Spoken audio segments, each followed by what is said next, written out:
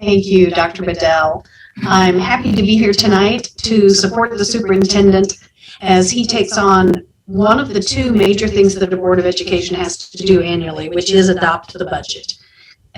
It's a recommendation of the superintendent after a lengthy process, and we're going to walk you through this evening what the state requirements are and what our board policy requirements. I am having a little technical issue, Joe and David. I'm not able to share my screen yet.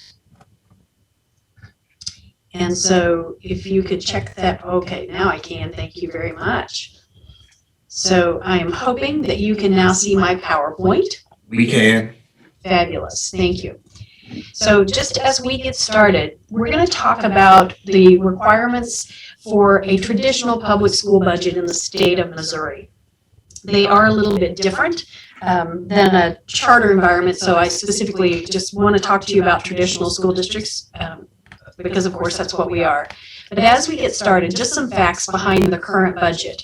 You can see in this top box up here, there are 4 sources of revenue: local, county, state, and federal. Collectively, in this year's budget, we started the year at a $258.5 million expected revenue budget, 82% of which comes from our local taxpayers in one form or another. When we look at expenditures, we're looking here by object, and we'll talk about this in a few minutes. And you can see that currently the budget for this year is $270 million, with 74% of our money going into salaries and benefits, because we, of course, are providing a service, so our largest cost is about our people. Fund balance summaries, this is really important. When we're looking at our operating budget, we're looking at ending the year with roughly a $52 million reserve based on our original budget, which is a nice, safe reserve. So Kansas City residents should be comfortable that we are in a good position cash-wise. About a 58% reserve for all funds, with some intent to spend more than we bring in capital projects because we started with a high balance. So let's get into what the budget process is. Just by starting first, we want to share with you what some of those challenges are that we face as Kansas City Public Schools. Enrollment and attendance, you can only imagine the impact that COVID has had on knowing what that's going to be. The needs of our students and making sure that we have the resources aligned to meet those needs. Local property tax abatements, we'll talk about that a little more. Local property tax appeals, which right now in the current year is a significant issue for us. Charter expansion and growth and how that impacts the overall component of revenue share, and the physical plant needs that we have, and the fact that KCPS has no current identified or specific funding source for those like most school districts do. So what is a traditional school budget intended to be? I think this is a really great place for us to start. Per the Missouri Department of Elementary and Secondary Education, it is the definite financial policy. So what is the direction of the district going to be next year financially? It's a really important instrument, and as I mentioned a minute ago, is one of the primary obligations of the board to annually accept, approve, and audit. Additionally, it's to detail the outline of probable expenditures and anticipated revenue. Any budget is your best estimation at the point in time at which it's made. And we'll talk a little bit about some timing on this, but when we are making assumptions in January, February, March of this year for next fiscal year, they're of course not going to be spot on. But we do our best to get there to the probable expenditures and revenues. And it is one of our most important legal documents. It's not static, it evolves and changes throughout the year, and our board sees and discusses budget amendments as appropriate, as do all school boards. And I do have Ms. Wachel here with us tonight who's going to moderate, so if you have a question that you want to share in the chat, she'll bring those in. And Kelly, please feel free to interrupt me, and Dr. Bedell as well, if there's something that we need to add. Sure. So now what's required in the state of Missouri? Each political subdivision has to prepare an annual budget, and the governing body has to appoint a budget officer. Those are specific in Missouri statute. Also specific in the statute, in no event shall the total proposed expenditures from any individual fund, and we'll talk about what that is, exceed the revenues to be received plus the money you had in there when you started the year. So you cannot budget yourself into a deficit fund balance position, basically. And then it has to be prepared as the same method in which you present your financials at the end of the year. KCPS is an accrual-based school district. That is a more complicated, however, incredibly more accurate method of accounting. And if you are an accounting person, I imagine you share that same opinion, as cash has a little ability to be impacted by timing of when you make deposits and when you might write checks. So KCPS does use an accrual method of accounting and therefore budgeting. So what else is required by law? There are 5 specific components of a budget document that must be included. And as we prepare our budgets, we actually send them to DESE after the Board of Education has adopted the budget, and they look for these items. Additionally, our external auditors who come in every year have an obligation to review the budget as well and determine that we did meet the statutory requirement. So you can see what these 5 items are: message, revenue, expenditures, debt service, and a summary page. The message at the beginning is intended to tell you what's in the budget, who helped prepare it, and why we are proposing the budget we're proposing. KCPS has worked really hard here. Dr. Bedell has been really supportive of expanding the narrative that we provide our public to make sure that we are more and more transparent all the time about the what, the why, and the who. Revenues and expenditures are both required to be spelled out very specifically by fund and by source and by location and all sorts of information, but very specifically also with a 2 prior year comparison.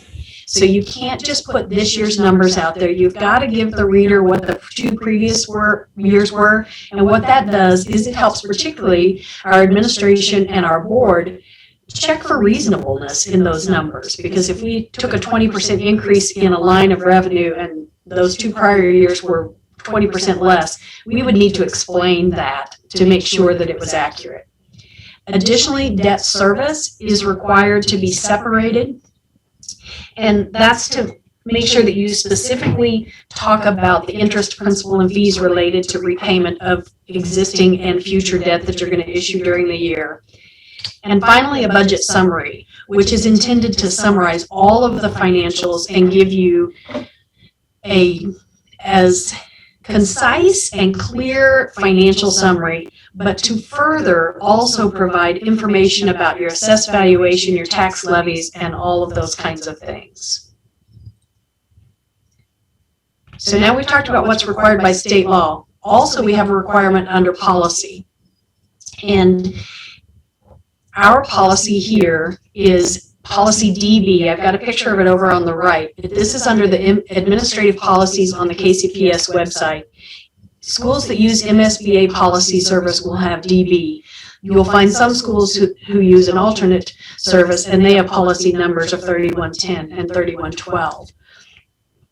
But what this policy says is that how the process will work and who obligates the process. The policy is intended to name a budget officer as well. And our policy right up front says the board designates the superintendent as the person responsible for the planning and preparation of the budget and its submission to the board. So Dr. Bedell is officially the budget officer for KCPS. So what happens and when is a budget to be approved? By statute in Missouri, all school budgets must be adopted. That means finally approved by the Board of Education no later than June 30th for the following year. If the board is unable to do that for whatever reason, the current year budget becomes the new year budget.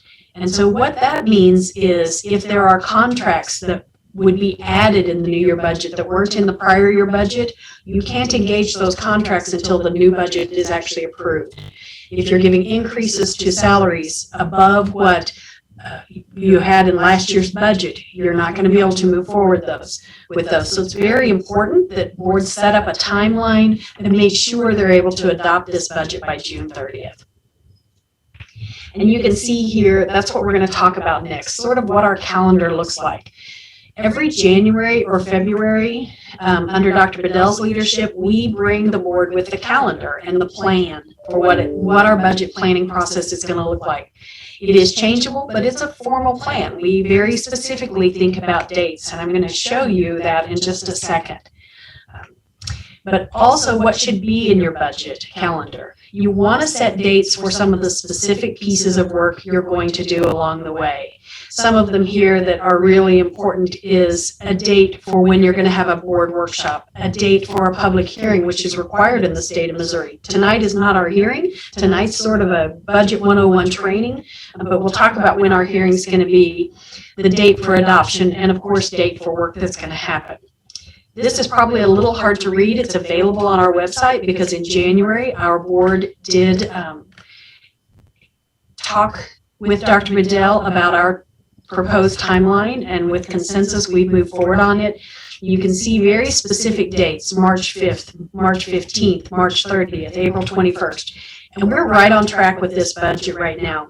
We're getting ready to review requests from last year, or from departments who have made requests for next year. We're getting ready to do that. We have had meetings with our research team about enrollment projections. We've met with the finance committee about revenue assumptions.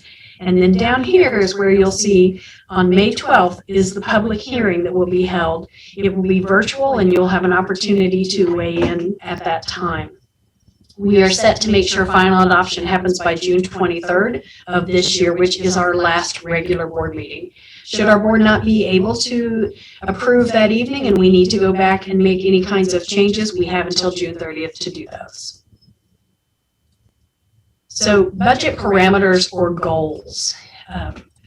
This is going to be, what are the things that this budget is going to focus on? So I like to refer to these as the superintendent goals. What are the things that are most important to the leader of this organization?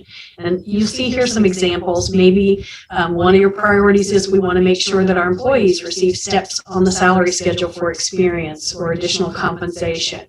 We want to talk about class size. A really important one is some assurance to our board that we're not going to propose a budget that puts our fund balance this year or in 3 years in any kind of danger. And again, I've got a copy of our current year goals that were also taken to the board in January or February of this year and discussed. And you can see our high points. We want to work on compensation. We want to be sure we're taking care of our employees with benefits. But more importantly, as Dr. Bedell alluded to, we're going to open the Welcome Center. Or is it the newcomer, Dr. Bedell? I think I keep calling it the wrong thing. We call it the Newcomer Center. Newcomer Center. All of them are pretty interchangeable.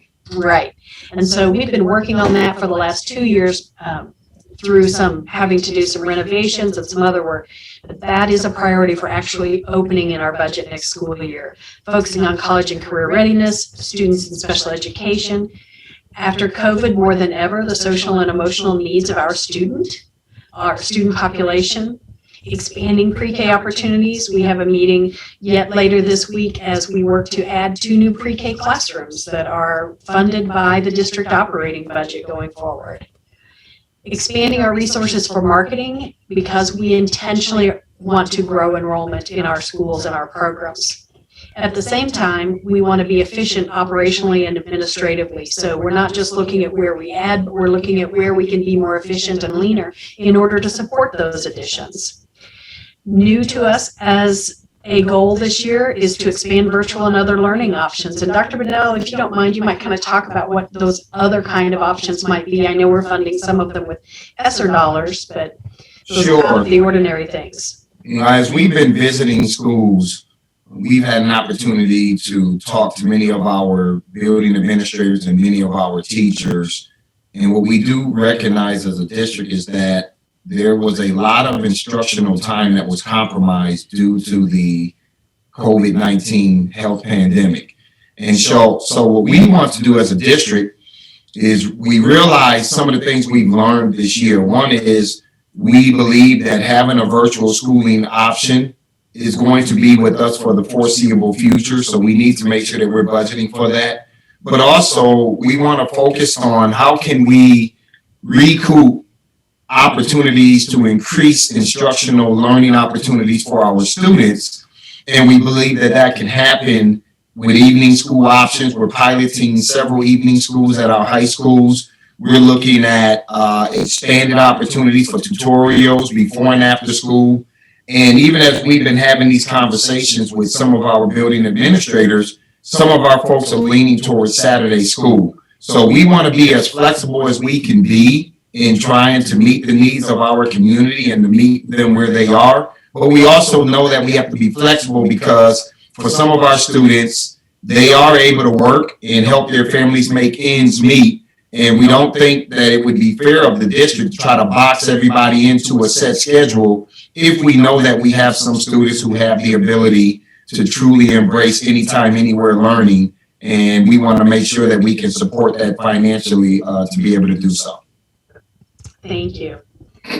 And then we always want to work on interventions for students and professional development for teachers, but we want to maximize the CARES dollars that are coming to us this year as we really stretch that. And finally, as I noted earlier, we do assure our board that the budget we're going to bring them is sustainable long-term and doesn't bring fiscal risk or harm to the district. So let's hop into revenue just a little bit. We're going to get a little in the weeds on some areas and the rules and things, but try to stay as high level as we can. Revenue and revenue placement are very specifically told to us by DESE. So every public school district in the state of Missouri uses the DESE accounting manual. And if you're ever bored and want a really good read, go to their website and read the DESE accounting manual. It is really very, very informative and very easy to follow for non-accountants. But at the end of the day, we have those four primary lines of revenue: local, county, state, and federal. And by type of revenue, DESE tells us where that revenue can go. So for example, I cannot take the revenue from, I'm going to make something up, interest earnings, and just automatically place it into capital project funds because it's considered to be something that is an operating revenue. So we follow these guidelines, as do all schools, very, very stringently. So we're going to talk just a few minutes about some of the things we have to do, the work we do as a system to prepare, to make our recommendation to the Finance Committee and the Board of Directors. One of the most important things, before you know what you're going to spend, you have to know what you're going to have. So we create the revenue assumption factors. You'll notice I've highlighted 4 areas here. These are really the largest lines. We look at every line of revenue, and there are many. But the largest lines are our local property taxes, which are actually the property taxes you and I pay as home and property owners, but payment in lieu of taxes, those that are negotiated and paid after TIFs and other abatements, merchants and manufacturers tax, railroad and utilities. Those are some large lines in there that we look at. Proposition C is a 1-cent Missouri sales tax for all schools. That's paid out based on WADA, which is weighted average daily attendance. I apologize, I used that acronym there. That we'll talk a little more about the state foundation formula. We need to know what it's going to bring in for us. So there are assumption factors there. And then, of course, our federal programs like Title and the Individualized Education Act for our high-needs students.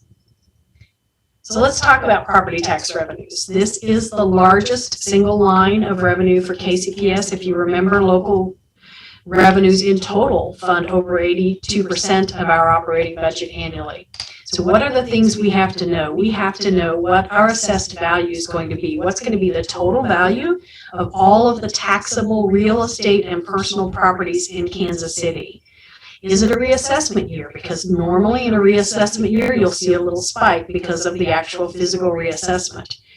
What tax levy will be used? In Kansas City, we are unusual in that we are the only taxing jurisdiction in the state of Missouri who has a state constitutionally established tax rate under Article 10, Section 11G. So our tax levy calculation is different than everyone else's in Missouri.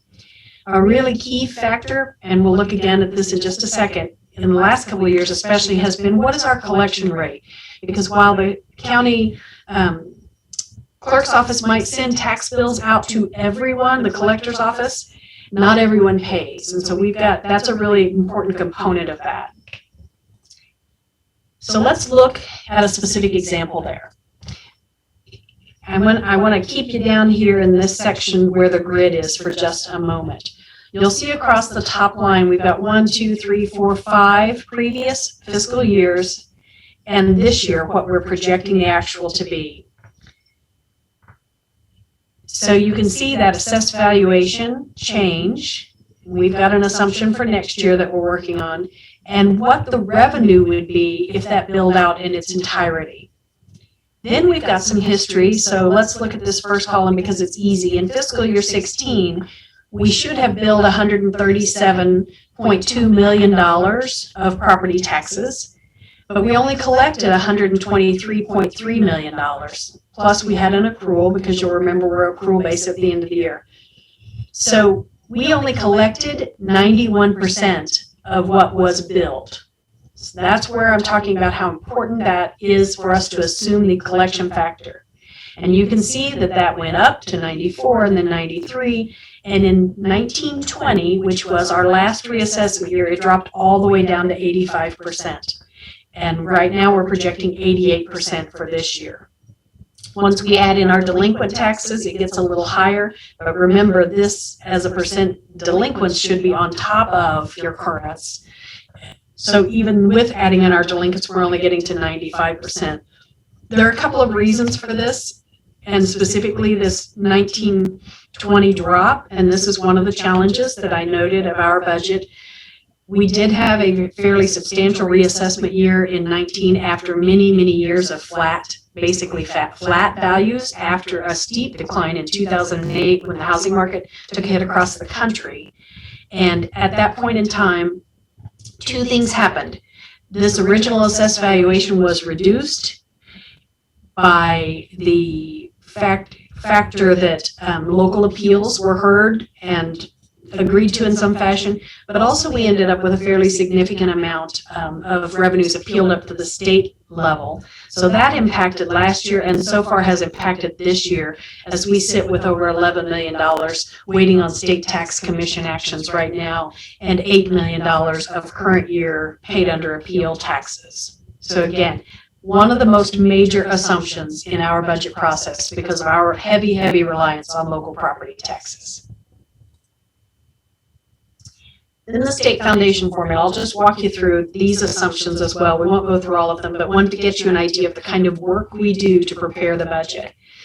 So every year, the state, under the statute that structured our current funding formula, establishes what they call a state adequacy target. You'll see it referred to as SAT, and it is again paid on that weighted average daily attendance figure, which we'll talk about a little more now. For this year and next, it tends to change every other year.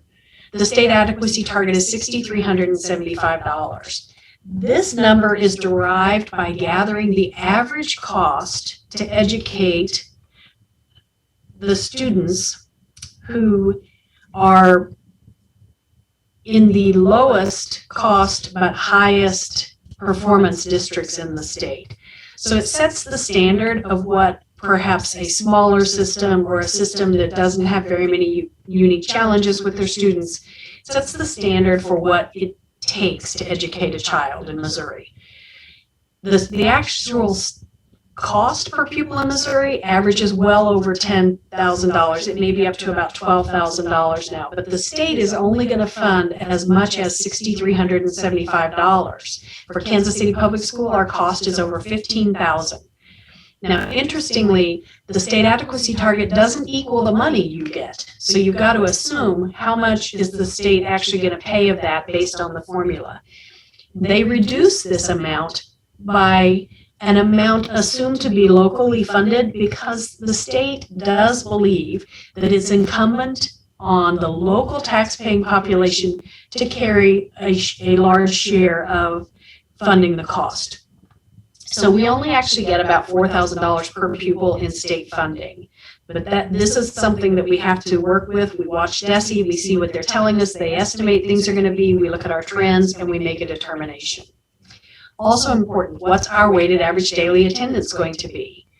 Local membership is official counts, so we count our students twice a year on prescribed dates. We multiply that by our attendance rate. So let's use myself as an example. I'm one student, and if I come to school every day, then I'm worth 1. But if I come to school 90% of the time, then I'm worth 90% of 1.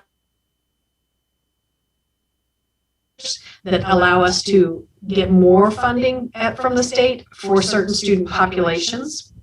For us, and unique to us in St. Louis, we've got to consider what the weighted average daily attendance or student enrollment is of our local charter schools, because we share our local revenue with them. There's no more local revenue because there are more schools in Kansas City. We have one stream of local revenue, and so it's really important we know what their numbers are going to be, because we share our local revenue with them through the state formula. Then we have to figure out, too, is the state going to fully fund schools? Every year they talk about fully funding schools and public education in the Missouri budget, and I can tell you, I was looking at something, here it is. When we started the year in July, they were only funding us at a 55% rate because there was extreme concerns about state revenues after that delay of income tax. We're now up to about 94% of this $6,300. They're telling us we're going to hit 100% because general revenues are good, but it's an important part of our conversation. That was kind of complicated, I know, but I want to kind of walk you just a little deeper into what this assumption work we do around weighted average daily attendance. And these are some actual numbers for us from this year, for next year, for 21-22. We're assuming that our average membership, these are the kids we count on count days, is going to be just over 13,400 for K-12.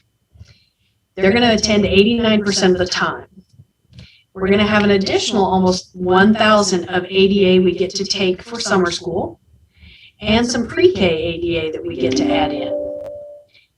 Then here we are with these special weighting groups.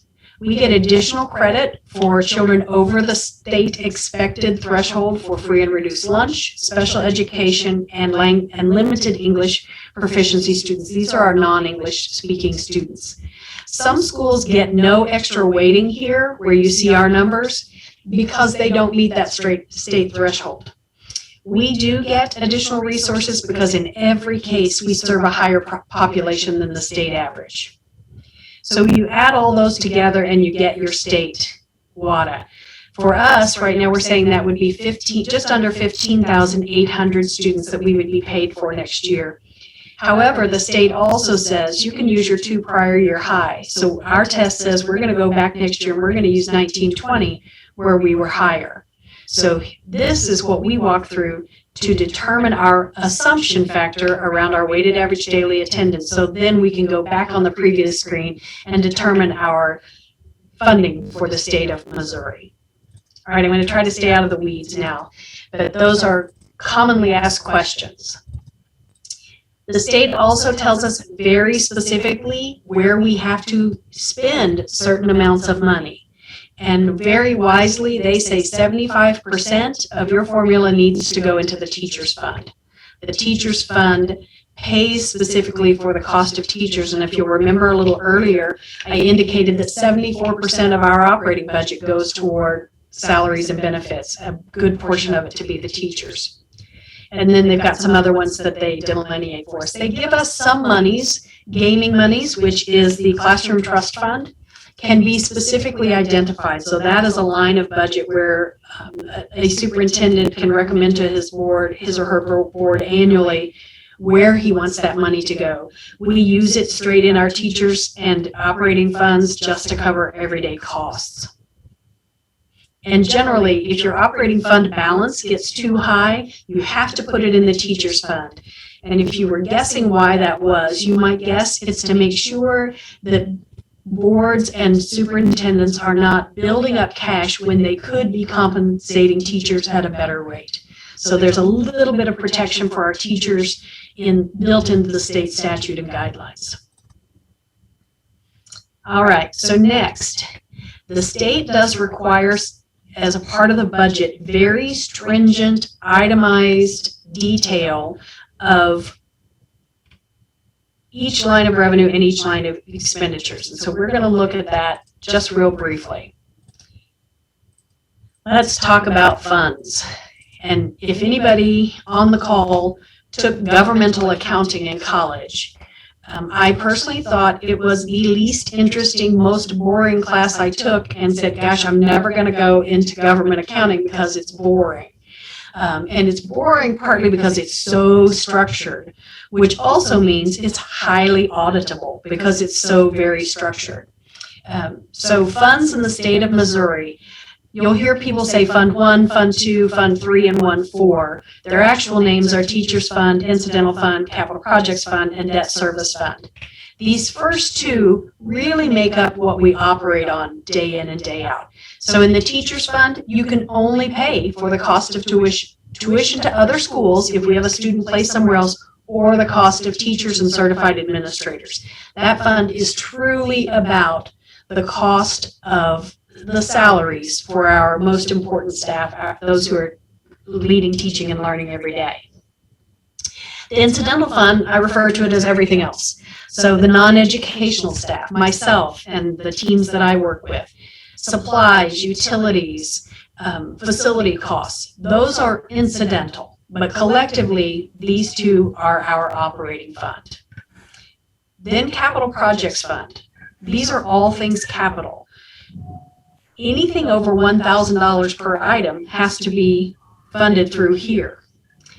Really important to note, once you've put money in Capital Projects Fund, it doesn't come back out. So you have to be very strategic about your revenues. Most school districts in the state of Missouri have an operating levy that goes into the Teachers Fund, an operating levy for incidental, and an operating levy that goes into capital. And this, the total of those three, is what you pay on your tax bill every year, plus any debt service. KCPS does not put separate money into the Capital Projects Fund because we need every bit of it into these two funds in order to operate. And because if we did set aside money into capital projects, it reduces the money that goes to local charter schools. So let's talk real briefly about Debt Service Fund. The Debt Service Fund is only for payment on general obligation bonds, and general obligation bonds are debt instruments that have been authorized by the voters. It's been 1968 or 1969 since the citizens of Kansas City have been asked for and passed a general obligations bond. So therefore, all of that debt that has been paid off, and KCPS has no revenue stream into the debt service fund. That's not to say we don't have debt. We have had to take on debt to do some things that needed to be done, but it's what's referred to as operating debt, and it comes out of the operating budget because it doesn't have a specific separate line item of revenue like school districts who have a GO bond have in place. There are other types of funds, proprietary or enterprise and fiduciary. KCPS does have these other types of funds too. We have enterprise funds in child nutrition services, as an example, and extracurricular activities. We want to make sure money earned by kids doesn't get inadvertently melded into an operating budget and spent by a principal. So we set it aside in its own fund by school, by club, so that they know what they have. Our child nutrition service program is expected to be a fiscally self-sustaining business entity. And so it sets in its own fund. And if it loses money, it loses it out of its reserve. If they make money, they have that to buy equipment with. And we're really, really fortunate to have a great leader in this department. And we're really pleased with how that fund is being managed. Also, we have new fiduciary funds. These are new to us this year because KCPS made the move in January to go self-insured on our medical insurance programs in order to save us roughly $1 million in premiums next year. So those funds have to be set aside. Those premiums, when we pay them to ourselves, have to be set aside because they are for the good of the employees who are enjoying those benefits offered by the district. So that's the fund, the most important thing. Then we have to budget by function. So now I know which fund I'm going to spend the money out of, But now I have to also say, and what is the action, purpose, or program for which I'm going to spend the money? So here's 3 examples. I won't read them each to you. Desi gives us a number, and I see I didn't get the grounds listed. It's going to be 28 something. But very specifically, we'll look at elementary instruction. So if I'm going to pay my teachers, I'm going to pay them out of the teachers fund. I'm going to pay them out of the elementary instruction function, because they are involved in teaching and learning. The next link, that account code gets longer and longer that we're obligated to budget by. What object? So here's my example. We're going to pay salaries. So I'm going to pay out of the teachers fund. I'm going to pay out of 1111 elementary instruction. I'm going to pay out of the object 6111 for my full-time teachers. And again, I've just given you some examples of some other objects here. The next components are source and project. These are new in the last few years and have complicated very much account code structures for schools in Missouri, but certainly lead to higher transparency. So now I'm going to say I'm going to pay my teachers from the teachers fund. I'm going to pay them out of elementary instruction, and I'm going to pay them salaries. And I'm going to use either local revenue, county revenue, state revenue, or federal revenue as my source. So that has to be a component of the budget line by line, as well as a project code, which really lets us, its higher value is in grants and aggregating, but it is another component of the budget requirement. Schools can budget in 2 methodologies. They can do zero-based budgeting or incremental budgeting. Zero-based means each year you sit down and you really thoughtfully go through what contracts do I need, what supplies do I need, what people do I need, and what is each going to cost to ask for that total.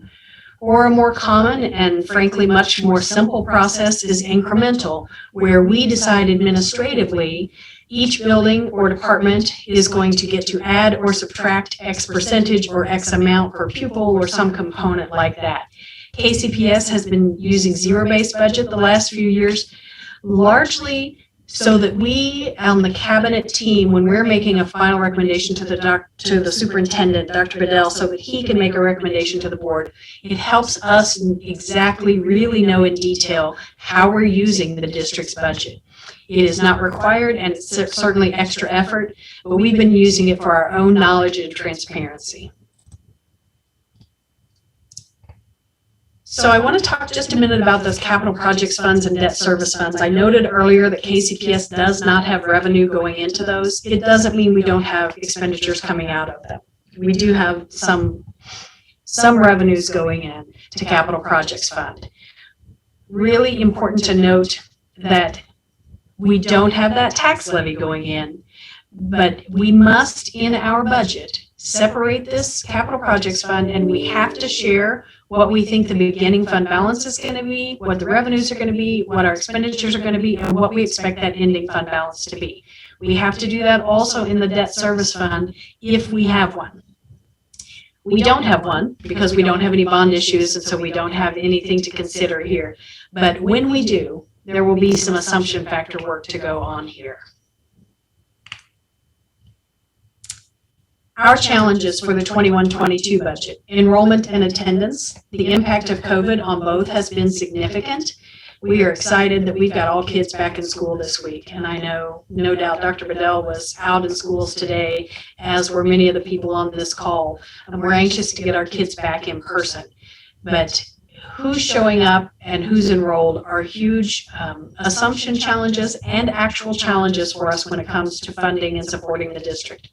Charter expansion and growth, because again, as I mentioned earlier, we do not have additional local revenue because a new charter comes to town, and so that's important for us and a challenge for us. Assess valuation, we know this is a reassessment year. We have gotten some early estimates that are very low for the reassessment assumptions, but that information isn't finally known to us until July. And remember, our budget must be adopted by June 30th. So we work on those preliminary assumptions and see how closely they hit when it comes in.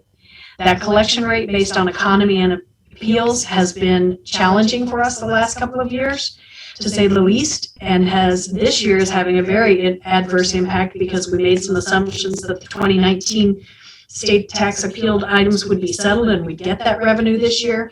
And right now it looks like they won't be settled until June and we won't have them until sometime in the next year. So I overassumed a collection rate for this year, and we're going to have to deal with that in this year's budget as we close out.